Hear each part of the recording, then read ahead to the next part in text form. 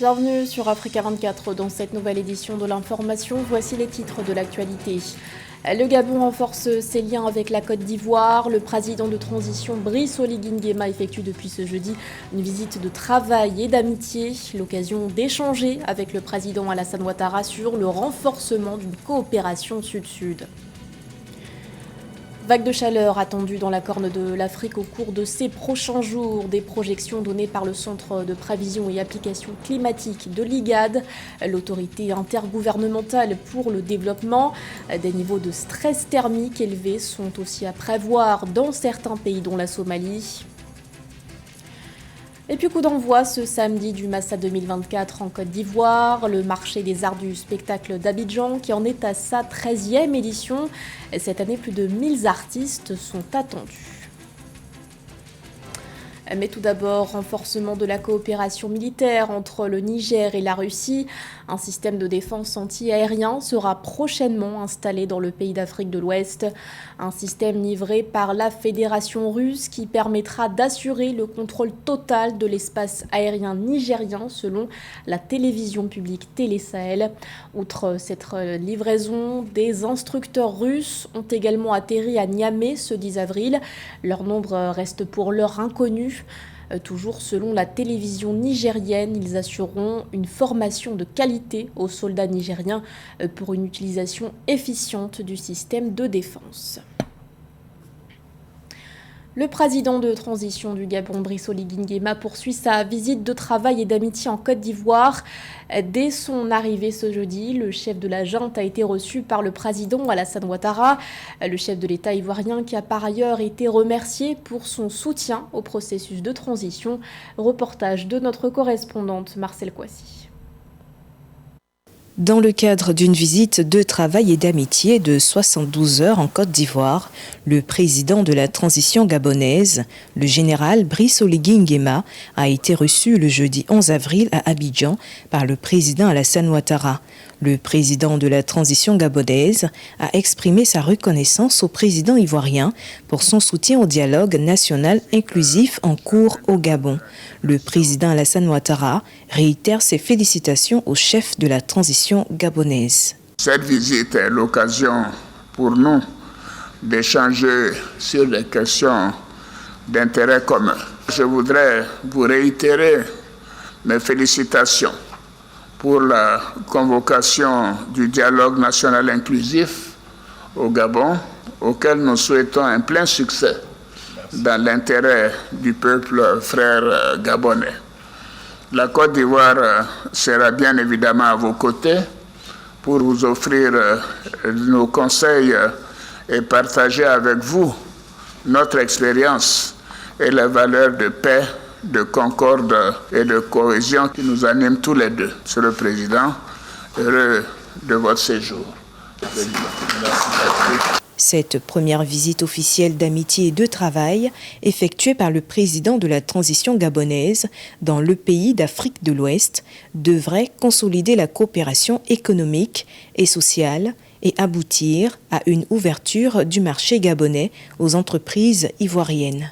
C'est aussi pour moi l'occasion de souligner avec satisfaction l'implication de son Excellence Alassane Ouattara, autant que sa volonté constante de soutenir et d'accompagner le processus de transition intergabonaise.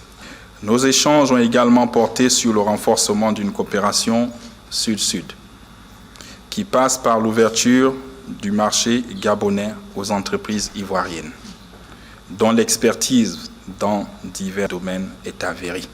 Nous sommes heureux de cette visite aujourd'hui qui est porteur d'espoir et de changement pour notre pays depuis le 30 août 2023. Il est à rappeler que la Côte d'Ivoire et le Gabon entretiennent d'excellentes relations d'amitié et de partage depuis 1966. Au sortir de cette rencontre, les deux dirigeants se sont engagés à intensifier davantage les échanges économiques et commerciaux entre leurs deux pays qui ont atteint plus de 10 milliards de francs CFA en 2022 selon les chiffres officiels. Un mois de travaux pour préparer les élections d'ici 2025. C'est tout l'enjeu du dialogue national qui suit son cours au Gabon. Des consultations qui regroupent plus de 600 participants pour pouvoir aborder l'ensemble des sujets déterminants pour l'avenir du pays. 3 grandes commissions ont été créées. Les précisions de Joseph Moifou. Hommes politiques, leaders religieux, forces de l'ordre et membres de la société civile. Au total, quelques 600 participants prennent part au dialogue national inclusif au Gabon, regroupés dans 3 commissions, à savoir la commission politique, la commission économique et la commission sociale, pour un total de 12 sous-commissions. Ces acteurs sont depuis le début de ces assises en conclave dans le but de trouver les stratégies pour bâtir un Gabon nouveau, uni et prospère. L'ambiance est plutôt cordiale. Naturellement, les points de vue sont défendus par chacun. Donc il ne s'agit pas on n'accepte pas comme ça. Chacun émet son point de vue. Nous sommes là pour traiter essentiellement des questions d'intérêt général, d'accord, et apporter notre regard, soit par l'expertise, soit par le témoignage, pour construire le Gabon de demain, d'une part, mais puis également accompagner le processus de transition actuel. Le dialogue national inclusif repose sur 3 axes spécifiques qui guident les travaux, à savoir la singularité, la responsabilité partagée et la sérénité des travaux, avec des enjeux et défis qui demandent la participation et l'engagement de toutes les parties prenantes. Les défis et les enjeux de cette commission consistent à mettre en place une politique publique d'emploi au Gabon et d'atteindre à court, moyen et long terme le plein emploi au Gabon. Vous savez, nous avons de nombreux jeunes qui sont au chômage et dans l'immédiateté, la demande étant forte, il faut régler ce problème. Et depuis que nous sommes de plein pied dans cette dans ces ateliers, j'avoue que tout se passe très bien. Nous sommes satisfaits et tous ici, on est convaincus qu'on sortira de là avec des bonnes résolutions pour notre pays. Au terme de ce dialogue national inclusif, la concertation doit aboutir à de profondes réformes institutionnelles, politiques, économiques et sociales dans le pays. Les résolutions de cette grande concertation nationale devront aussi baliser le chemin pour la tenue des futures élections présidentielles avec le retour du pouvoir aux civils. Dans l'actualité également, les autorités rompent le silence au Mali après la fin officielle de la transition. Le Premier ministre Choguel Kokala Maïga a déclaré ce jeudi que les élections ne se tiendront pas avant une stabilisation complète du Mali. Aucune date ne sera donc donnée avant l'atteinte de cet objectif. Pour rappel, la période de transition s'est officiellement achevée le 26 mars, mais sans retour des civils au pouvoir, ni départ des militaires. Le chef de la junte, Assimi Goïta, avait pourtant signé un décret fixant la durée de la transition à 24 mois, à compter du 26 mars 2022. Des engagements non respectés, donc, et qui n'ont pas laissé les partis politiques indifférents. Bon nombre d'entre eux ont qualifié cette situation de vide juridique et institutionnel. Les habitants de la Corne de l'Afrique verront les températures augmenter ces prochains jours.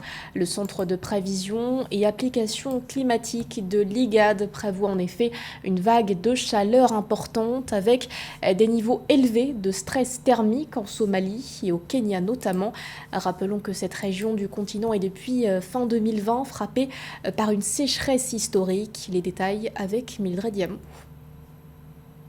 Alors que l'Afrique fait face à des conditions météorologiques irrégulières, la Corne de l'Afrique devrait subir une canicule sans précédent. Avec des températures atteignant en moyenne 32 degrés Celsius, plusieurs pays de la région connaîtront des vagues de chaleur dans les jours à venir. Selon les informations du Centre de prévision et d'application climatique ICPAC de l'Autorité intergouvernementale pour le développement IGAD, rendu public le 9 avril 2024, une situation attribuée au mouvement des vents mondiaux à travers la région équatoriale, couplée au mouvement du soleil vers l'équateur. Et il peut être envisagé un programme d'agroforesterie et puis un investissement dans un type d'habitat durable. Exemple, les maisons en bois qui sont très adaptées aux pays et qui ont des fortes vagues de chaleur. Sécheresse prolongée, fortes pluies et températures supérieures à la normale sont les événements climatiques que connaît la Corne de l'Afrique. Les données de l'ICPAC indiquent que le Kenya, la Tanzanie, le Burundi, le Rwanda, la Somalie, le Soudan du Sud et l'Éthiopie enregistrent actuellement des précipitations allant jusqu'à 200 mm par jour. Entre octobre et décembre 2023, les inondations provoquées par les pluies d'El Niño ont causé près de 500 décès et plus de 5,2 millions de déplacés au Kenya, en Somalie, en Ouganda, au Burundi et en Éthiopie, selon un rapport du Bureau des Nations Unies pour la coordination des affaires humanitaires. Une approche sous-régionale est à privilégier.